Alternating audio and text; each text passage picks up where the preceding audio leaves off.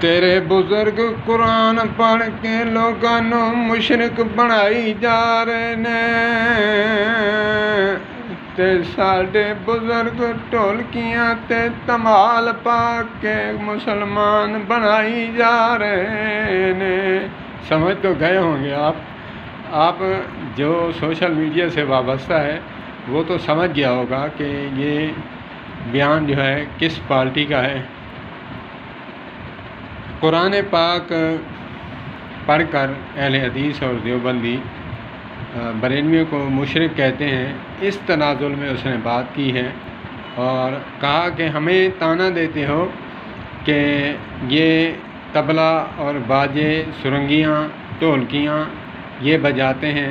کہا کہ ہم اگر ڈھولکیاں اور باجے، طبلے، سرنگیاں بجاتے ہیں تو ہمارے بزرگ تو لاکھوں مسلمان کی ہیں انہوں نے۔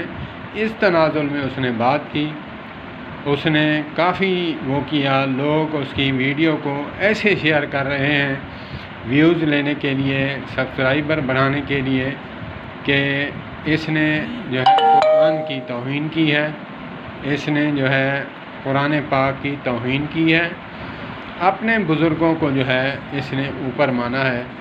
ایسی بات نہیں ہے، قرآن پاک کا کوئی مخالف نہیں، اگرچہ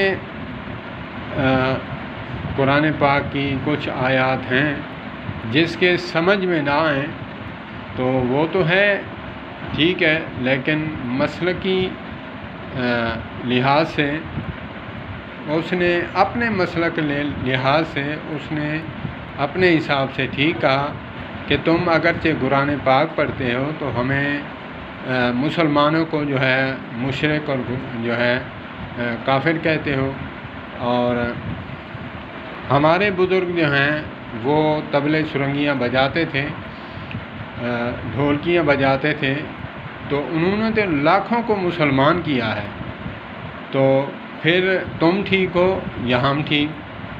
اللہ پاک ہمیں سمجھ عطا فرمائے۔ اللہ پاک ہمیں، بھائی کون کسی کو گستاخ اور مشرک کہتا ہے؟ کوئی نہیں کہتا۔ جو قرآن پاک کی آیت کی زد میں آ گیا وہ تو قرآن پاک ہے، تو اللہ پاک ہمیں سمجھ عطا فرمائے۔ اللہ پاک ہمیں بزرگوں کی ان تعلیمات کے پیچھے چلنے کی توفیق عطا فرمائے جو قرآن و سنت کے موافق ہے۔ والسلام علیکم ورحمۃ اللہ۔